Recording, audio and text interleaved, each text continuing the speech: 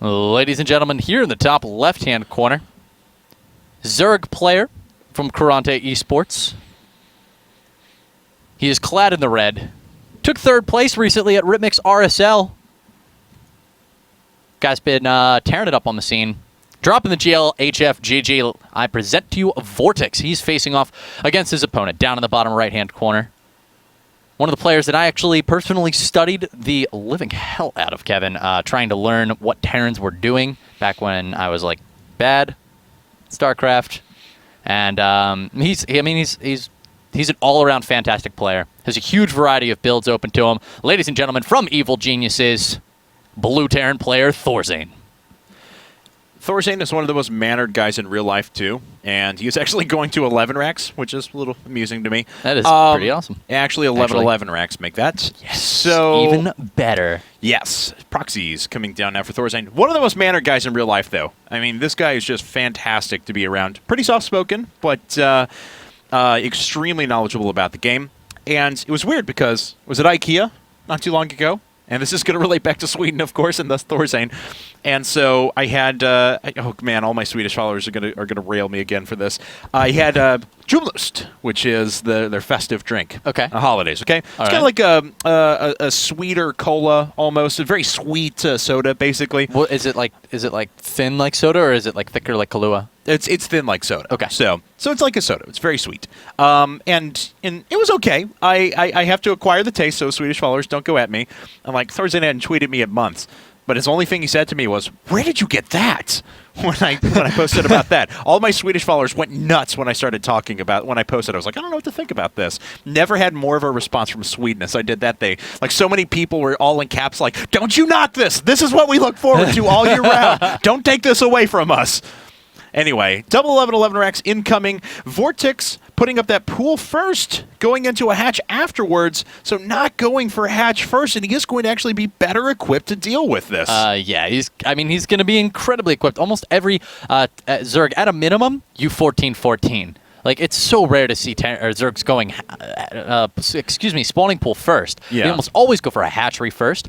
Idra kind of made popular the 14 hatchery instead in order to combat 2 Raxes, which were really popular on maps like Shakuras Plateau. Yeah. This is so well equipped. Vortix is in a great spot right now. He's already got Zerglings on the field, and he's just going to be able to pour out more. There's almost nothing ThorZaIN's going to be able to do here. And we'll see if he just decides to float this all back home. He is making more Marines out here, so we may turn this into like a 6 or 8 Marine attack. But the problem is that I get this force that's out for... Oh, Vortix pulling some drones with this. So this is actually doing a little bit of economic damage now. He just wants to shut this down 100% and make sure that this is never going to bother him again.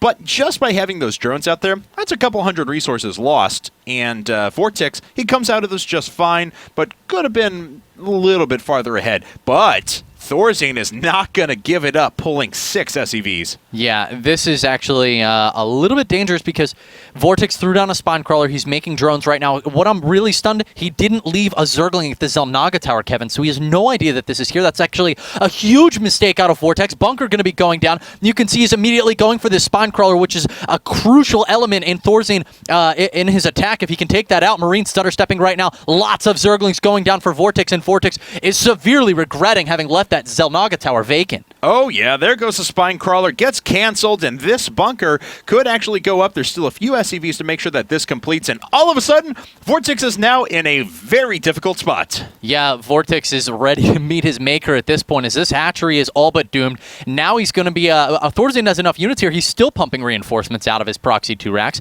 Here come the drones. Here come the Zerglings. He's got SCV... well... Actually, does he have SCVs remaining? Yeah, okay, he has 2. So he's going to be able to repair this for a while. There's so much damage being done to Vortix. That's right. Looks like he is finally going to be able to shut down these bunkers, and that is going to prompt a retreat from ThorZaIN. But how many workers did he kill? Killed 9 workers, lost 7 of them, 8 of them now. So we're looking at 8 workers to 14. That's a very small economy for Vortix to be working on.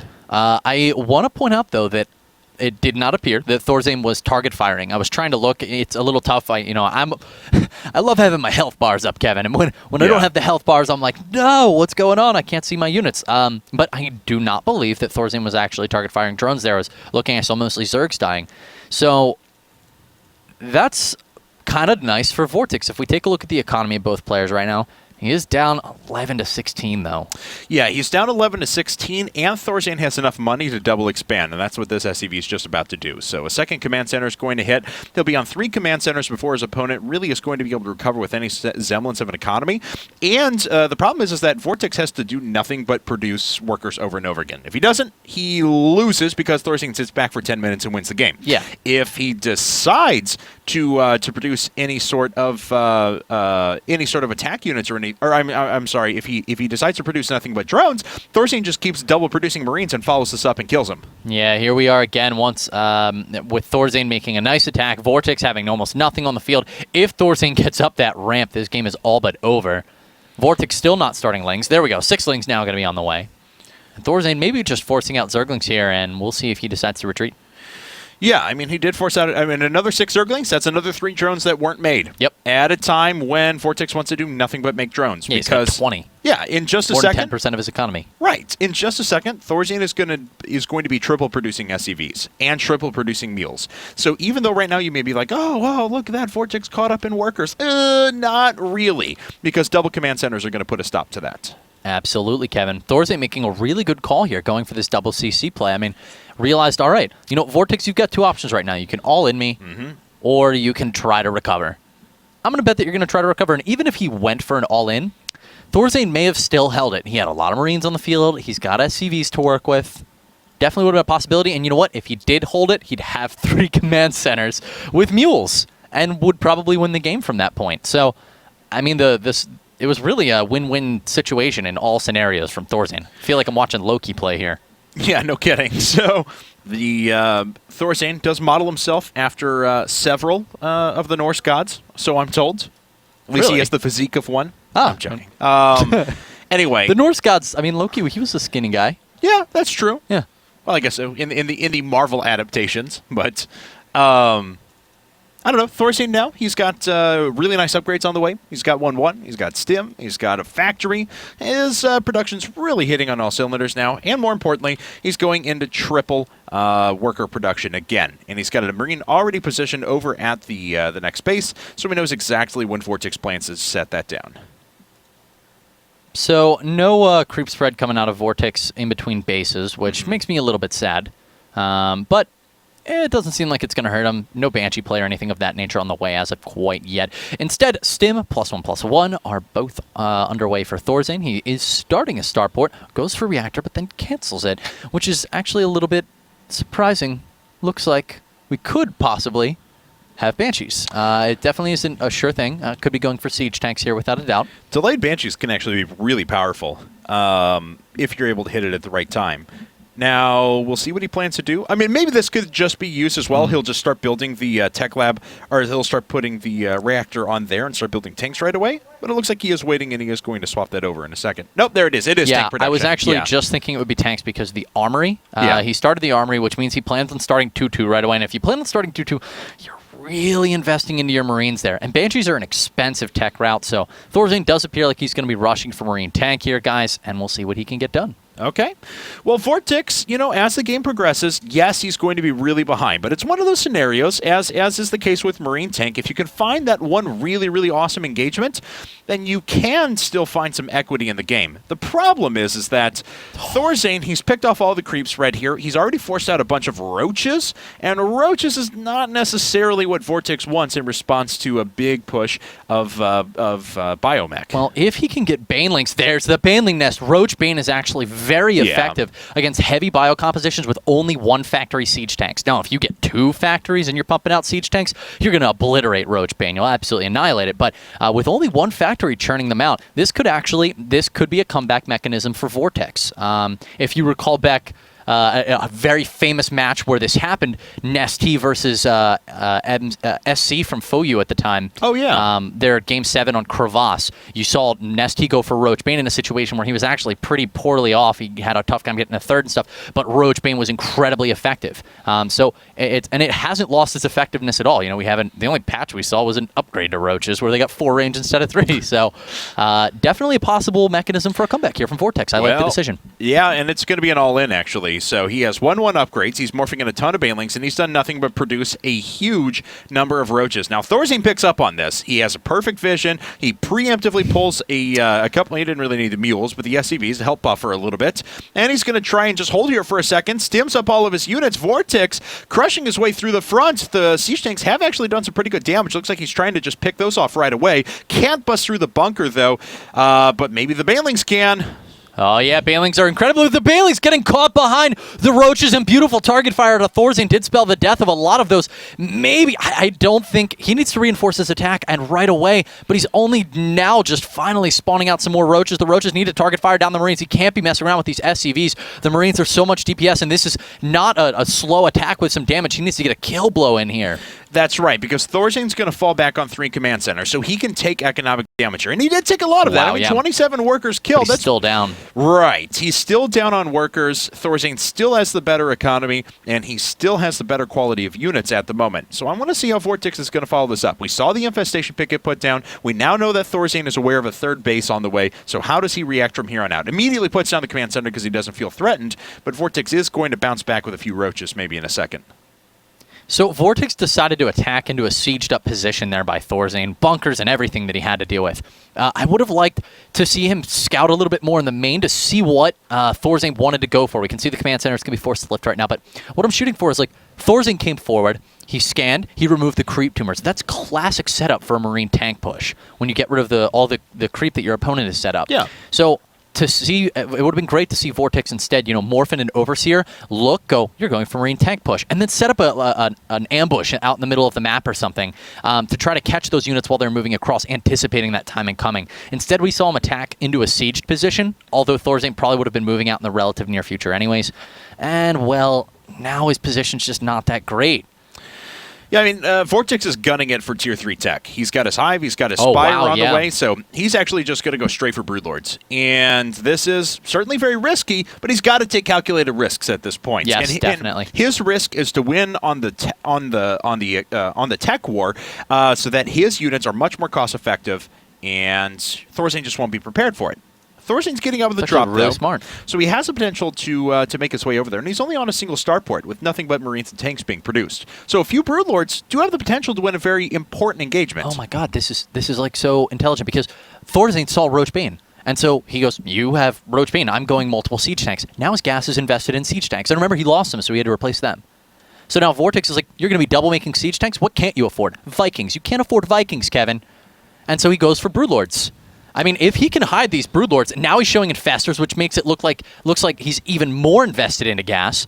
I mean, we see Medivacs, but there's no Vikings. There's no expectation of Broodlords. He's expecting Roach-bane, so he's making lots of tanks. This is awesome out of Vortix. ThorZaIN has literally seen nothing inside of his opponent's base, too. Wow, he has no idea what's going on. I mean, this is an ample time for a scan. Yeah, well, that's why I was expecting. That's why I took his vision, because I was like, okay, well, maybe he hasn't scouted it directly, but hopefully at least he's gotten in there and he's seen what's going on. But of course, if a scan hits right here or tries to get behind the mineral lines, it's going to miss this greater spire off to the right.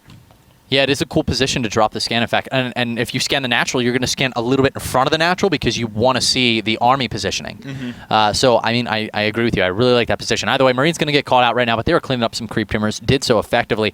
I am liking Vortix's position more and more. He's still not in the best of spots, but with these Broodlords coming out on the field, ThorZaIN has literally no way to deal with these at this moment. And he's got a 3rd factory about ready to pop up. Now, he can start making some Thors, but you really, hope for him. Of course, we can see everything. We have perfect information. We know exactly what's on the way. But you wish that would have been a 2nd starport so that he could have at least had the flexibility to swap into Vikings. And he's doing vehicle upgrades, not ship upgrades. His Vikings are not going to have +1, which, is fantastic against Broodlords, against Colossi. The ship weapons is not an uncommon one to research, guys. And he's working on a lot of vehicle upgrades, which they don't shoot up unless you're making Thor, which he's not making right now. And even Thor mediocre versus Broodlords at best.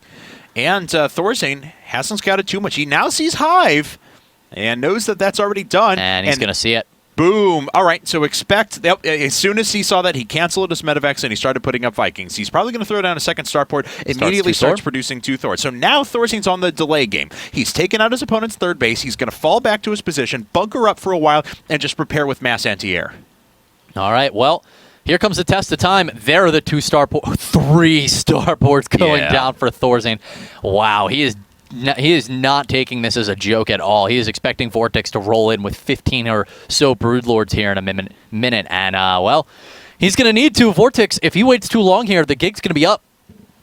Yeah, I mean, but now he's kind of caught in a catch-22 because even though he did end up winning that tech war, now he didn't delay long enough to be able to start winning the military war. And he's got Slowlings, the Slowling King, at 21 minutes, rocking the Slowlings. They're done now.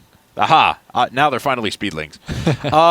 That's a fair number of Broodlords, 7 of them. The anti-air starting to climb for ThorZaIN. He's got 2 Vikings with 3 more about ready to be produced. Multiple Thors on the map, though, with a 3rd on the way, and that is going to put him at maxed. Now, is ThorZaIN going to go Panda and ThorZaIN, drop down some tech labs on these, and prepare for the Raven transition afterwards? At least that's my hope, of course.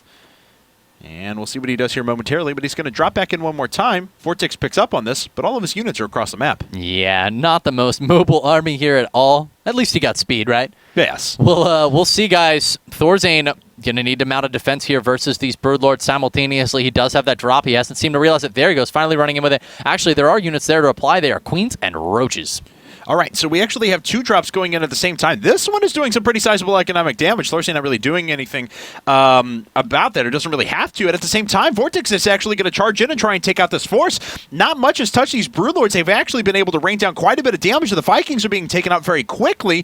ThorZaIN still does have an overall supply advantage as a result of this, and he is devastating his opponent's economy behind it. But Vortix is actually solidly winning the engagement up at the front. This is going to get really interesting, Kevin.